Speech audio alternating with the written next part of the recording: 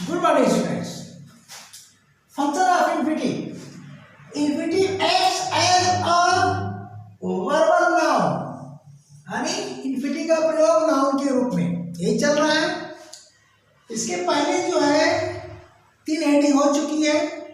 Subject के रूप में काम करता है 2 वीडियोस पर बनी है, और जो लास्ट वीडियो थी object and infinitive under bracket verbal noun, and किस रूप में नाउन का जब फंक्शन देगा, इसलिए हमने ब्रैकेट में यहाँ लिख दिया verbal noun is used as an object.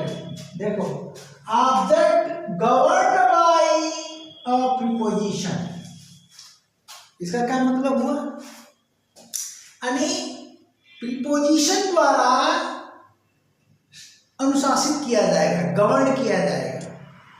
ठीक, यानी इन्फिनिटिव के पूर्व कोई ना कोई प्रीपोजिशन रहेगा। यानी इसको मैं दूसरे रूप में लिख दिया यहाँ पर, an object govern by a preposition is equal. इसका मतलब क्या हुआ, एन ऑब्जेक्ट ऑफ प्रीपोजिशन, यानी यहाँ प्रीपोजिशन का ऑब्जेक्ट बनेगा। तो यहाँ पर जो है ऑब्जेक्ट का मतलब कर्म नहीं होता है। ऑब्जेक्ट का अर्थ कर्म तभी होगा जब इन्फिनिटिव किसी ट्रांसिटिव वर्ब के बाद प्रयुक्त होगी।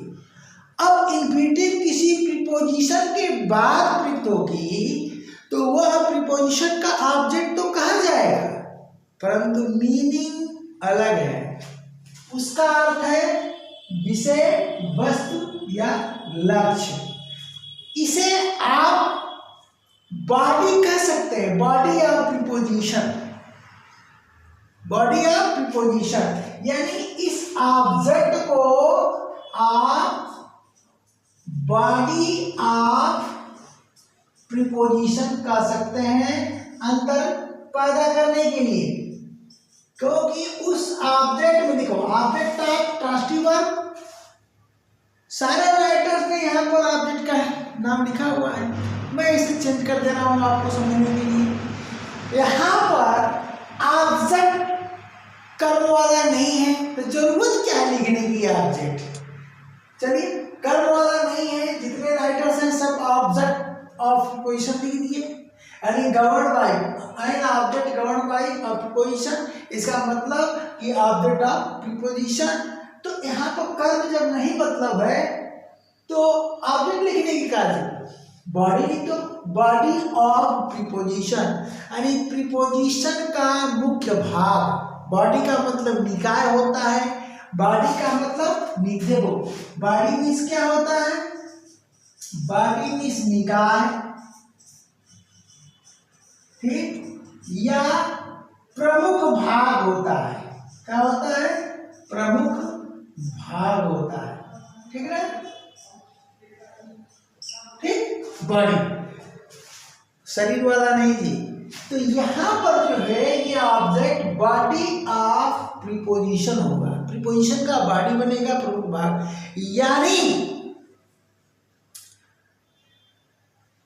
ऐसे इन्फिनिटिव के पूर्व कोई ना कोई प्रीपोजिशन अवश्य आएगा और वह उस प्रीपोजिशन का ऑब्जेक्ट बनेगा, अर्थात विषय, वस्तु या लक्ष्य बनेगा, या बॉडी कह सकते हैं, निकाय प्रमुख भाग बनेगा, ठीक ना। तो स्ट्रक्चर इसका क्या होगा, देखिए प्रीपोजिशन प्लस इन्फिनिटिव का प्रयोग, मैंने हेडिंग दे दिया आपको, इजी कर दिया। ये इसका कंस्ट्रक्शन होगा, स्ट्रक्चर कर लीजिए, क्या कर देखो स्ट्रक्चर पूरे सेंटेंस का होता है, आज जब पार्ट में छोटे टुकड़े में होता है तो उसे स्ट्रक्चर ना कर करके आप कंस्ट्रक्शन कहा करो। तो यहाँ पर ये इसका कंस्ट्रक्शन है। अब देखो एग्जाम्पल में ही इज टू गो, पहले इस वाक्य को समझिए। यहाँ पर इज जो है लिंकिंग वर्ब है, तो लिंकिंग वर्ब के बाद देखिए लिंकिंग वर्ब बी, चाहे हैज हो, चाहे है हो, चाहे इज, एम, आर हो, वाज, वर हो, के बाद कंप्लीमेंट ही आता है। तो यहाँ पर टू गो कंप्लीमेंट के रूप में प्रयुक्त है, ध्यान देना, कंप्लीमेंट के रूप में प्रयुक्त है। आगे इसके बाद इंफिनिटी का प्रयोग कंप्लीमेंट के रूप में भी मुझे पढ़ाना है, तो वो आएगा। अर्थ यहाँ हो रहा है वह जाने को है या जाने वाला है, अरे निकट भविष्य में कार्य होने वाला है, निकट भविष्य में उसकी क्या है, जाने की योजना है। ठीक, अब सेम सेंटेंस में मैं यहाँ पर प्रीपोजिशन लगा दिया, अबाउट क्या लगा दिया, इसको साथ में मैं यहाँ पर प्रीपोजिशन लिख देता हूँ, ये लगा दिया सेम सेंटेंस में।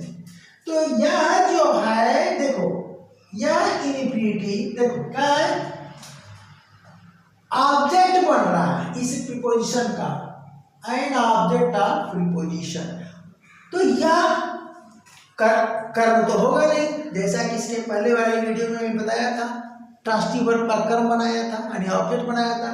तो उस ऑब्जेक्ट में इस ऑब्जेक्ट में अंतर है, इसलिए इस ऑब्जेक्ट को आप बॉडी समझिए, यानी बॉडी प्रमुख भाग, मेन पार्ट, यानी इसमें क्या किया है सेम सेंटेंस में, इसलिए मैंने अंतर यहाँ दिखाया है कि टू गो में यहाँ नहीं लगा, तो सीधे ये कंप्लीमेंट है।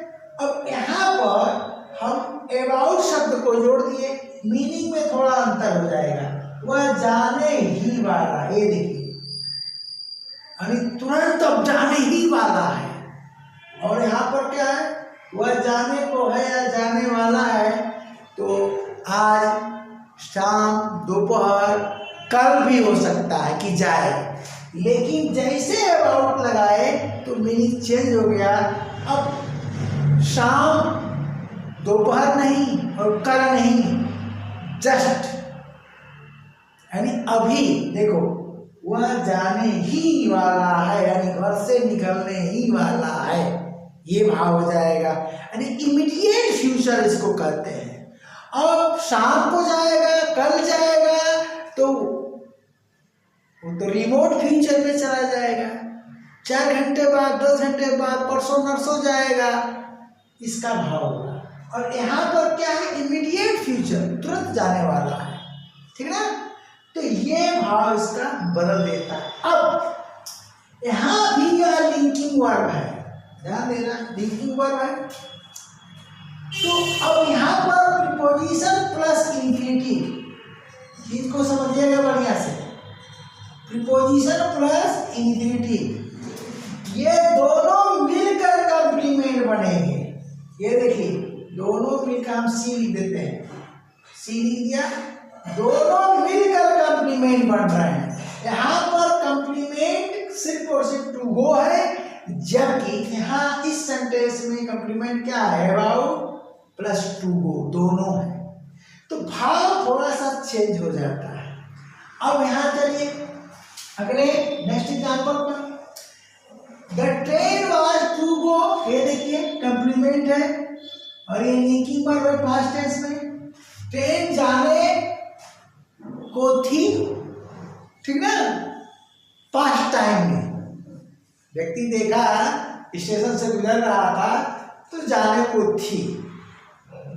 अब चलो, जाना नहीं है, यहाँ पर खुलना है, सॉरी गलती से मुंह से निकल गया, जाना, ट्रेन खुलने को थी, खुलने वाली थी, खुल गई होगी, खुल गई होगी, पास्ट टाइम की बात हो रही है। अब इसमें भी इमीडिएट पास्ट और रिमोट पास्ट, यानी निकट भूत और दूरस्थ भूत, कुछ पता नहीं है कितना पहले, लेकिन जैसे अबाउट लगाए हम यहाँ पर टू स्टार्ट, तो भाव बदल गया, ट्रेन खुलने ही वाली थी, अरे इमीडिएट पास्ट, खुल गई होगी, चली गई होगी, जब मैं देखा तो सीटी मार रही थी, भाव बदल गया। तो यहाँ पर इस प्रीपोजिशन का ये क्या है भैया, ऑब्जेक्ट है। यह इंफिनिटिव क्या है, ऑब्जेक्ट है।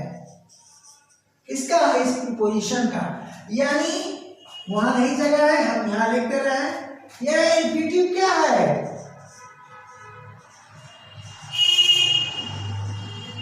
क्या है, ऑब्जेक्ट ऑफ अबाउट। यह अबाउट का ऑब्जेक्ट है। अब नेक्स्ट सेंटेंस देखिए, he has no choice.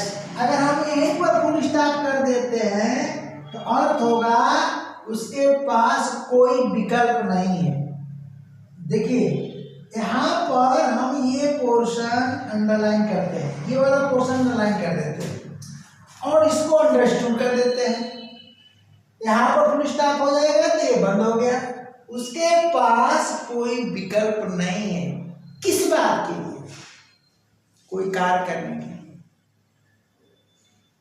But यहां पर प्रीपोजिशन है जिसका अर्थ है सिवाय, जिसका अर्थ है सिवाय।